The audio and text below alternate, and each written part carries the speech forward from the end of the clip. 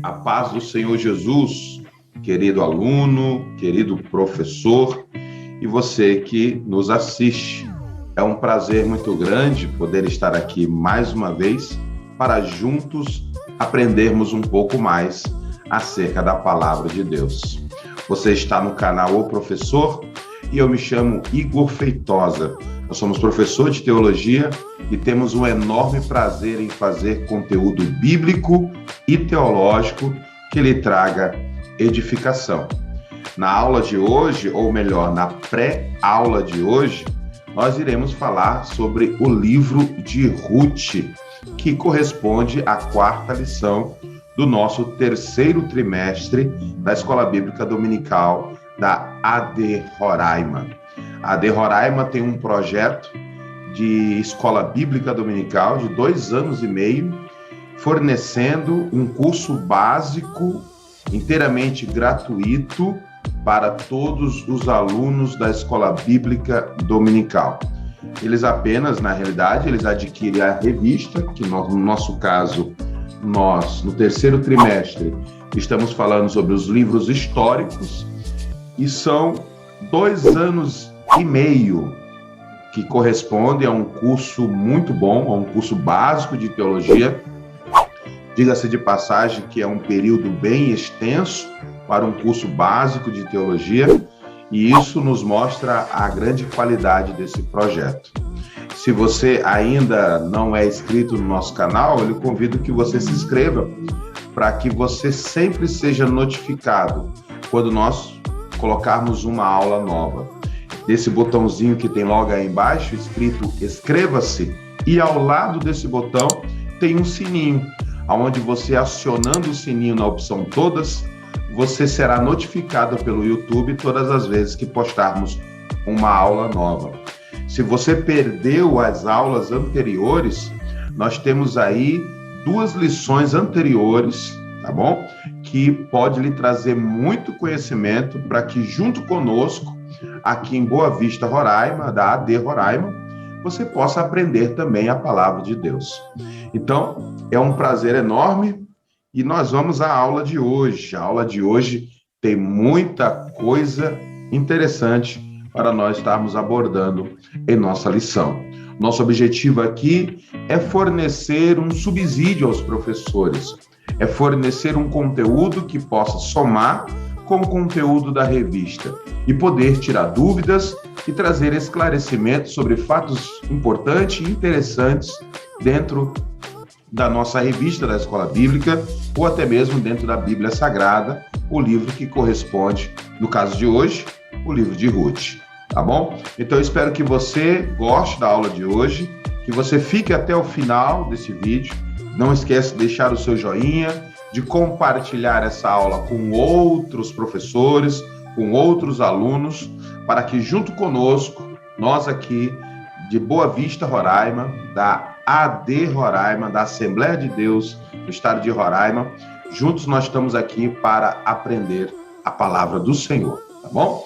Então, vamos à nossa aula de hoje, logo depois da nossa vinheta.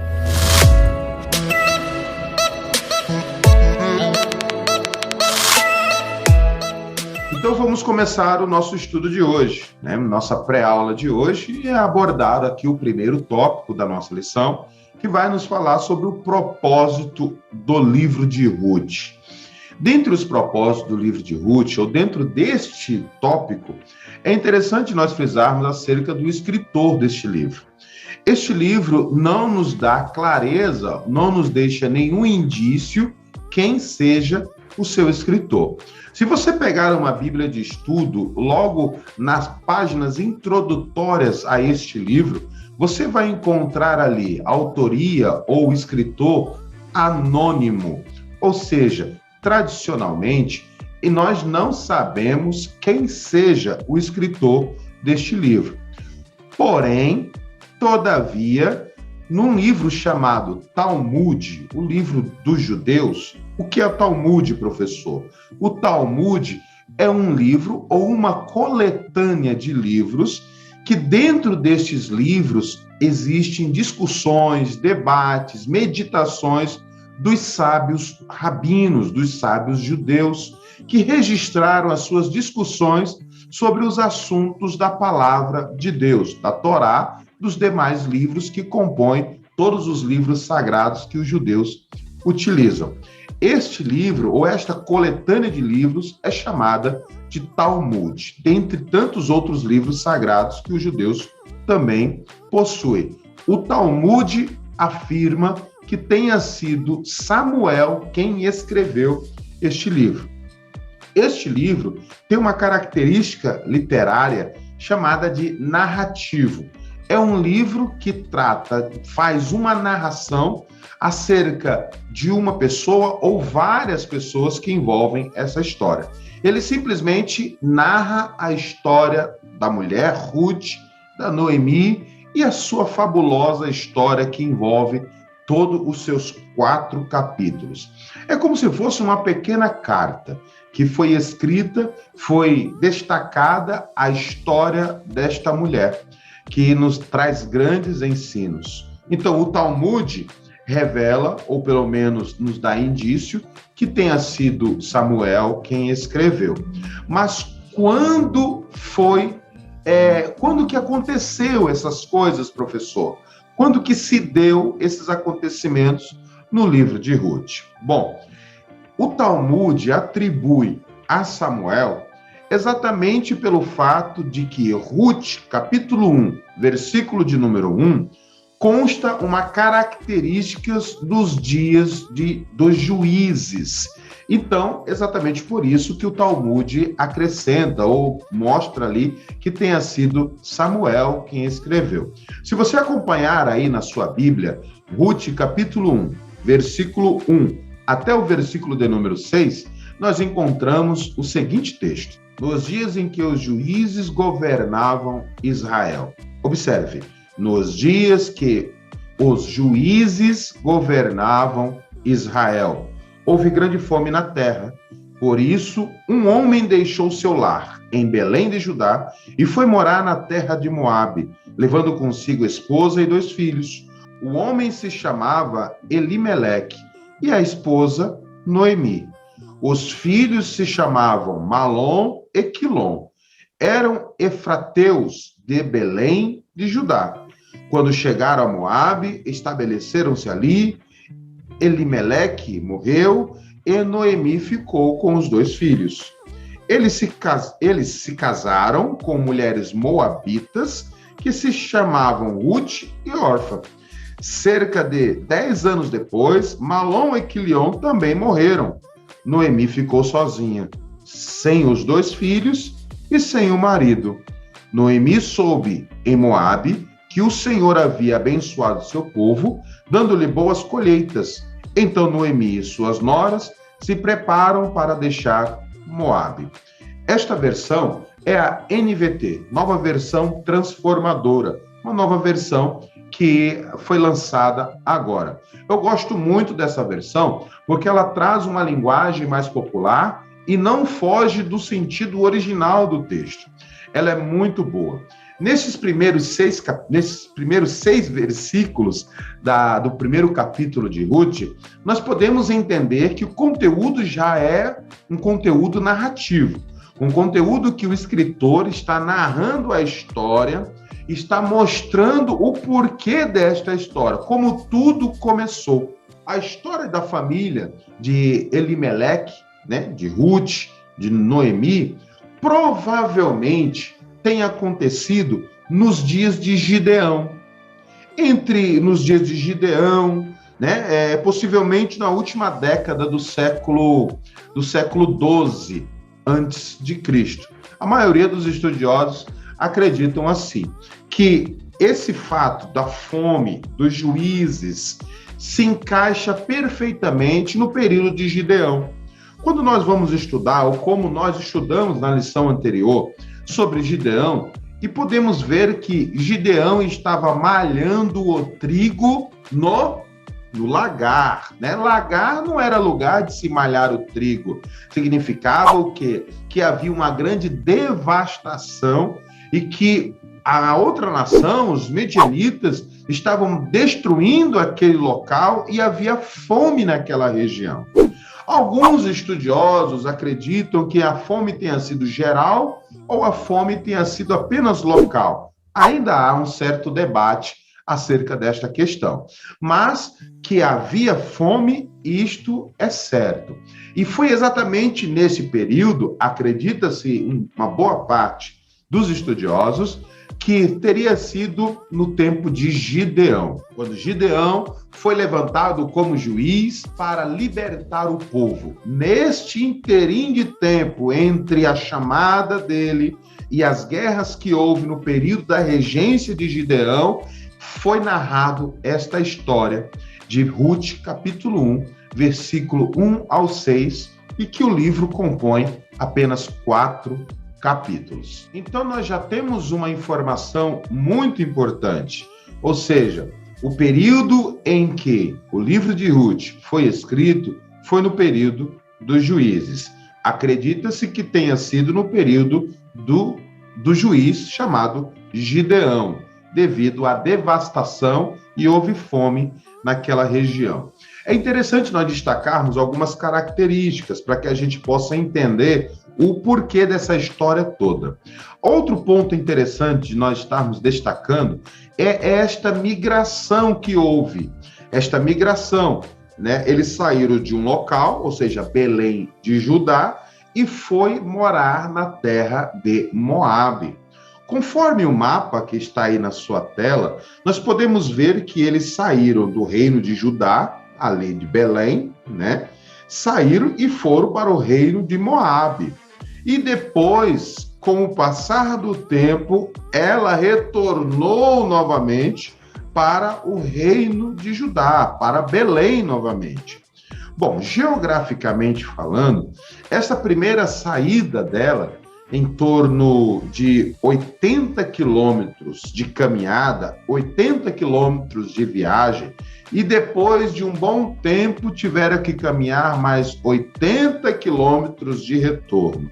A sua caminhada entre a ida e a vinda dava torno de 160 quilômetros, mais ou menos. E isso eles foram, viveram, né? E depois que tudo o que aconteceu, eles tiveram que retornar, somando 160 quilômetros, 80 de ida e 80 de volta. Uma outra coisa bem interessante de nós destacarmos também é que Elimeleque e sua família saíram de Belém, de Judá, para morar em Moabe por causa da fome, como nós falamos ainda agora. É interessante nós frisarmos sobre isso, porque é um comportamento estranho para um homem que tem as suas raízes israelita, que fazia parte do povo escolhido de Deus. Por que eu estou dizendo isso? Existe um outro documento, uma outra coletânea de livros dentro do judaísmo que nos esclarece muitas coisas acerca de particularidades que nós encontramos na Bíblia. Este livro, por fim, se chama O Midrash, que o Midrash, ele é tipo uma exegese, é tipo uma hermenêutica, a interpretação que os sábios dão a alguns fatos dentro da coletânea de livros que compõem a Bíblia Sagrada dos judeus. No caso, a Torá, né? No caso, toda coletânea de livros que os judeus possuem. Então, dentro da Midrash, existe um comentário de um rabino que ele nos diz que não havia necessidade de Elimeleque sair da terra de Judá, de Belém, para ir morar numa terra estrangeira, porque a fome estava estabelecida em Judá, em Belém. Porém, este homem, Elimeleque, era um homem de muitas posses, era um homem rico, era um homem que tinha uma grande quantidade de alimento em sua casa. Provavelmente, este rabino vem a nos dizer que ele saiu de Belém de Judá para não ser misericordioso com aqueles que iriam ter necessidade de alimento, de abrigo, de casa, de sustento. Então, ele não quis abrir mão daquilo que ele tinha para poder favorecer outras pessoas que estivessem com necessidade. Algo totalmente contrário a que a lei de Deus vai nos dizer, que para nós ampararmos os órfãos, as viúvas, os pobres, e ele toma esta atitude. Segundo esse rabino, ele vai nos dizer que ele negligenciou esta ordem divina, mostrando-se ser um homem orgulhoso de coração e avarento, um homem que não queria ajudar as demais pessoas. Por isso, que diante de um cenário caótico como esse, ele pega a sua esposa e seus filhos e vão morar em uma terra idólatra, uma terra ímpia. E que este foi o erro que este homem cometeu. Foi exatamente este. E este rabino ainda, dentro da Midrash, ele diz que o fato dele ter feito isso, Deus pesou sobre ele a mão. Ele, em vez de entregar pratos de comida, ele pagou com a própria vida e com a vida dos seus filhos também. É óbvio que isso é apenas uma interpretação de um rabino dentro da Midrash, mas podemos ver uma certa coerência com o que esse rabino nos diz. Vamos falar aqui agora sobre a localização do livro de Ruth. Dentro da nossa organização da Bíblia Sagrada, esta Bíblia que você possui em sua casa, que eu também tenho aqui, que é a Bíblia mais comum de nós estarmos utilizando, nós vamos encontrar o livro de Ruth entre Juízes e 1 Samuel, correspondendo ao 8º livro da Bíblia Sagrada. Sendo ele o 8º livro da Bíblia Sagrada, ele foi colocado logo depois de Juízes, exatamente por causa desse contexto histórico de que existia no período dos Juízes, como nós já mencionamos anteriormente. Agora, a organização da Bíblia hebraica, o livro, organiza de uma forma diferente o livro de Ruth. O livro de Ruth se encontra na 3ª seção do livro da Bíblia hebraica. Essa 3ª seção é chamada de os hagiógrafos.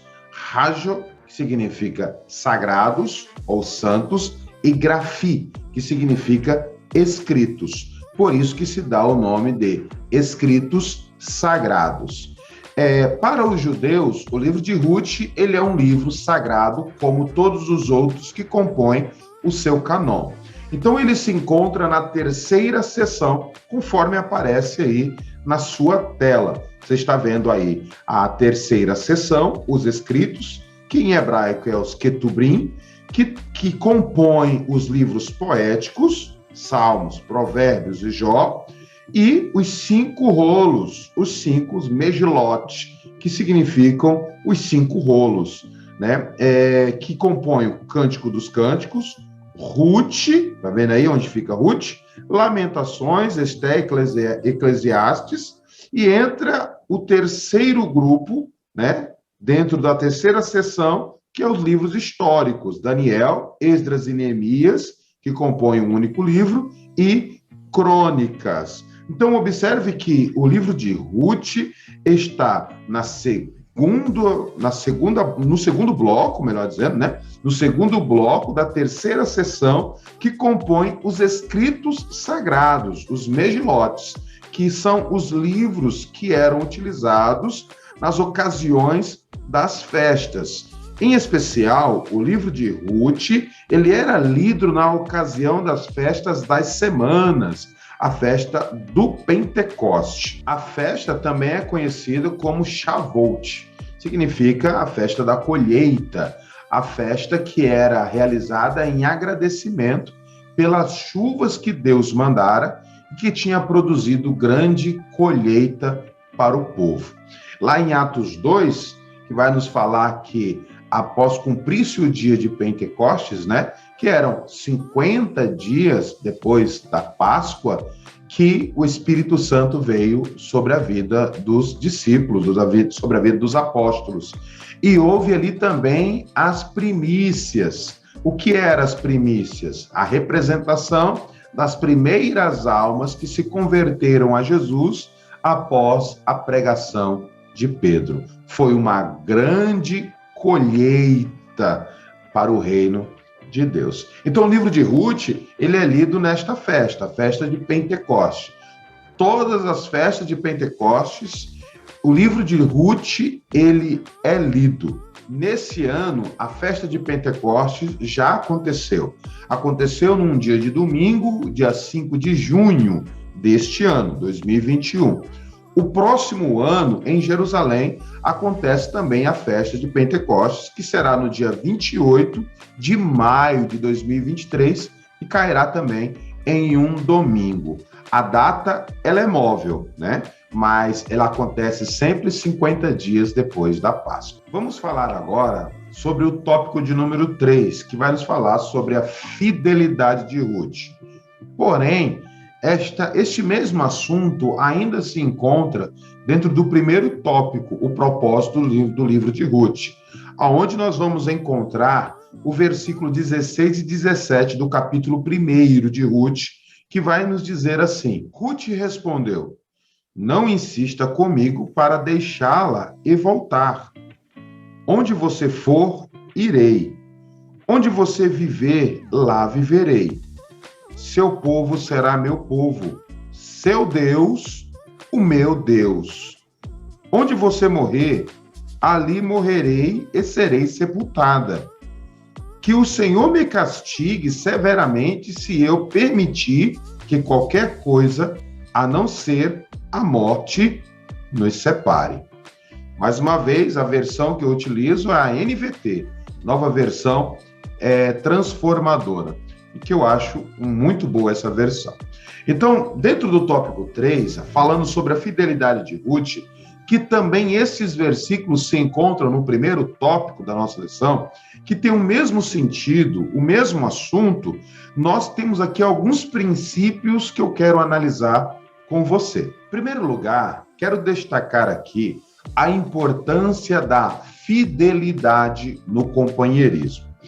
Isto realmente é de suma importância para as nossas vidas, para a vida de todos aqueles que trabalham na obra de Deus. Ser fiel à sua igreja, ser fiel aos seus líderes, ser fiel à sua chamada, ser fiel à palavra de Deus, é um requisito fundamental para que venhamos a florescer na presença de Deus. Nestes versículos que nós lemos, versículo 16 e 17 do capítulo 1 de Ruth, nós vemos que Ruth, ela estava agindo com fidelidade para com sua sogra, para com sua companheira, Noemi. Sem dúvida, fidelidade é algo indispensável. Como diz o comentarista da nossa lição, que fidelidade não é uma questão de escolha, mas uma questão de caráter. Bem colocado esta palavra. Ser fiel especialmente a Deus e ao chamado que Deus tem em sua vida, sempre respeitando a sua liderança e aqueles que estão em sua volta. Não precisamos de pisar ninguém ou usar ninguém como degraus para fazermos a vontade de Deus. Sempre é feito em fidelidade a Deus. Quem tem caráter tem fidelidade. Agora eu quero destacar aqui algo bem interessante dentro de um pensamento judaico, porque nós enxergamos nesta atitude de Ruth a fidelidade como muito bem colocado aqui o nosso comentarista expôs na nossa lição. Porém, existe uma outra visão que eu também acho bem interessante, que por isso eu quero destacar aqui aos irmãos. Dentro do judaísmo, existe um princípio chamado princípio de misericórdia, que é representado pela palavra hebraica reset. Reset. Quase que o reset do nosso português. Só que no hebraico é com CH, que tem som de 2 R's. Então, nós entendemos que esse reset que nós encontramos dentro do princípio de misericórdia é exatamente isso, um princípio de misericórdia. É você se compadecer da outra pessoa. Se compadecer da outra pessoa é um reset, que significa ter misericórdia de alguém. Usar de misericórdia com a pessoa. Entender a situação da pessoa e compadecer-se dela. E é bem interessante que depois desse gesto de Ruth para com sua sogra Noemi, foi que as coisas começaram a mudar para a vida destas mulheres. Nós entendemos o quê? Nós entendemos não, mas o judaísmo entende que quando usamos de misericórdia para com alguém, abrimos as janelas dos céus para que Deus use de misericórdia para conosco também. Você se lembrou agora de um versículo da palavra de Deus, do próprio Senhor Jesus falando, lá em Mateus capítulo 5, versículo de número 7? Acompanhe aí o que é que ele diz. Olha aí, olha o que Jesus diz. O princípio de misericórdia. Felizes ou bem-aventurados são os misericordiosos, pois serão tratados com misericórdia, ou terão misericórdia, ou ainda receberão misericórdia. O que Jesus estava falando? O princípio da misericórdia. Quem exerce misericórdia, quando precisar de misericórdia, ele receberá misericórdia da mesma forma. É bem interessante esse princípio, que nós vemos isso dentro do judaísmo, e o próprio Senhor Jesus usa esse princípio para dizer: bem-aventurados misericordiosos, porque alcançarão misericórdia. E é exatamente isso que Ruth exerce com a sua sogra, Noemi. Mas é bem interessante ainda ver a confissão de fé e de conversão de Ruth, deixando de ser um ímpio, vamos dizer assim, né? E se converter às leis do povo israelita, se converter ao judaísmo antigo, vamos dizer assim. Essas palavras de conversão de Ruth se encontram exatamente no versículo 16 e 17 do primeiro capítulo que nós acabamos de ler ainda agora. Você vai poder observar que Ruth usa as palavras seu Deus será o meu Deus. E depois ela diz que o Senhor, né, me castigue severamente, se a única coisa que não nos separar não seja morte.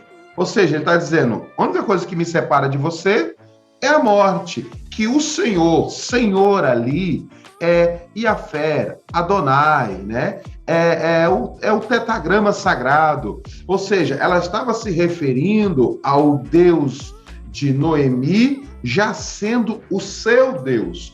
Dentro da nossa cultura, dentro dos nossos costumes, ela já tinha aceitado a Jesus naquele momento.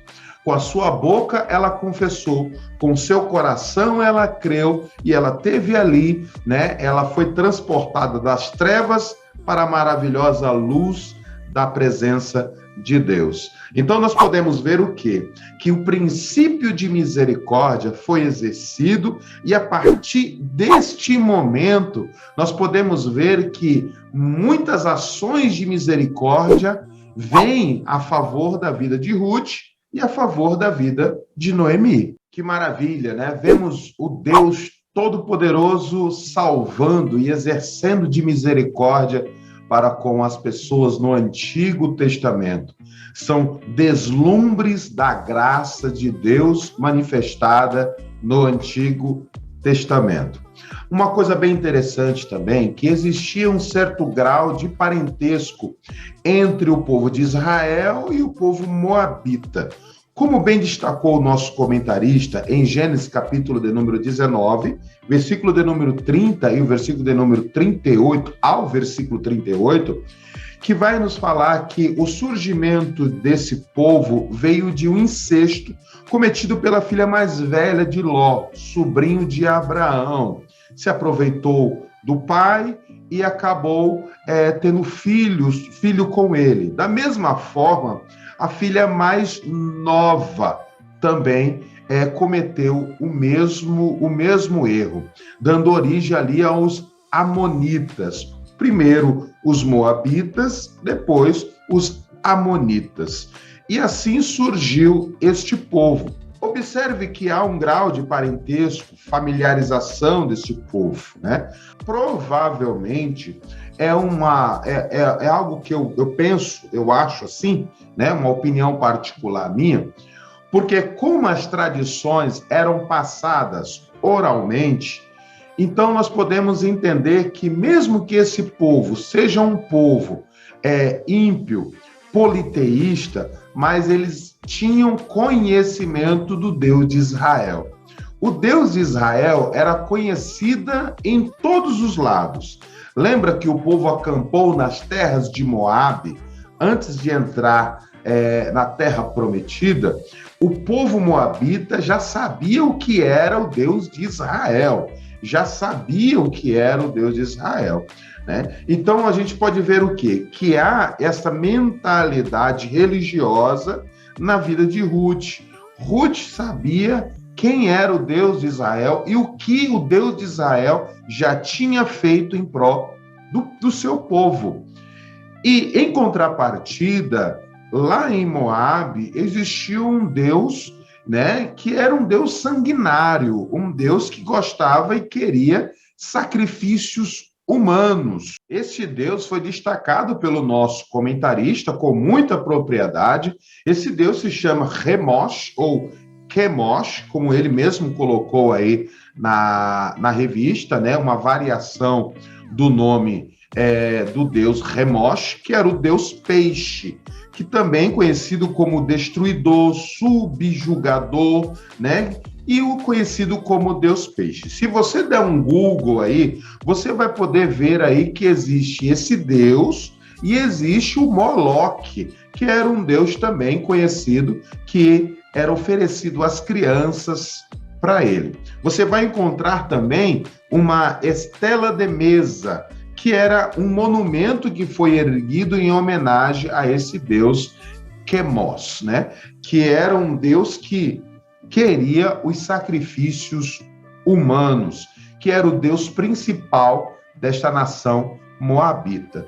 Um Deus tão sanguinário, tão perverso, tão cruel, ao ponto de querer ver o sangue do seu próprio povo ser derramado. Em contrapartida, ela estava vivendo ao lado de uma mulher que, conforme ela mesma disse, que Deus usou de misericórdia para com o seu povo e abençoou o seu povo com uma grande colheita. E eles estavam se preparando para voltar para Judá, para Belém. Então, Ruth deve ter pensado, né? Diz assim, poxa, um Deus que quer sangue, o outro que traz providência, né? Então, ela já sabendo de tudo quanto o Deus de Israel havia feito em prol do seu povo, ela confessou o Deus de Israel e firmou a sua fidelidade à sua sogra e disse que a única coisa que separaria elas duas era a morte, né? Até depois de casada, ela estava afirmando isso, até depois de casada, ela moraria com a sogra. Por que com a sogra? Pelo fato da viuvez da sogra, ela não teria meios de se sustentar, não teria meios de se manter. Então, Ruth foi um canal de bênção para sua sogra, Noemi. Na sala dos professores, eu vou deixar o PDF lá, como de costume, e você vai poder ter mais informações sobre o surgimento desse segmento religioso, desta adoração a este Deus Chemosh, né? Quem foi que trouxe esse Deus para dentro do território israelita, para dentro do povo israelita, no caso, Salomão, e nós vamos ver também alguns outros detalhes de uma grande influência maligna sobre a vida do povo, quando esse povo, o tanto que esse povo temia este Deus, né? Como no caso de Eliseu. Então, mas eu vou deixar lá na sala dos professores e meus irmãos desfrutem lá do PDF e compartilhem com os seus alunos. Nesta lição de hoje, eu procurei abordar mais as questões históricas, as questões mais concretas que a história pode nos fornecer para poder ver o pano de fundo que dá origem a essa belíssima história registrada aqui na Bíblia Sagrada. Mas você, querido professor, pode também fazer a aplicação da figura de Boaz, né? Como Cristo, Ruth, a igreja, Noemi, Israel, como resgatador, né, da igreja, como restaurador de Israel. Isso tudo são figuras de Cristo e das ações de Cristo no Antigo Testamento. Você pode abordar esses pontos na sua sala de aula também. A nossa intenção aqui hoje foi transmitir um conteúdo mais histórico, né? Nosso conteúdo está fundamentado dentro das questões históricas que deram origem a este fabuloso livro, o livro de Ruth. Então, espero que você tenha gostado da aula de hoje. Nos vemos na próxima aula. Na realidade, você me vê na próxima aula, que nós estaremos aqui na 5ª aula também, falando também acerca da palavra de Deus. Eu tenho certeza que você vai aprender muita coisa interessante. Não esquece de deixar o seu comentário, de dar o seu like e se você não for inscrito, inscreva-se em nosso canal e compartilhe essa aula com outros professores. Possa ser que esta aula contribua em alguma coisa dentro da sala de aula. Tá bom, querido? Forte abraço, a paz de Cristo Jesus esteja sobre a sua vida e o seu lar. E uma ótima escola bíblica para você e para todos os seus alunos. Nos vemos no próximo vídeo. A paz de Cristo Jesus.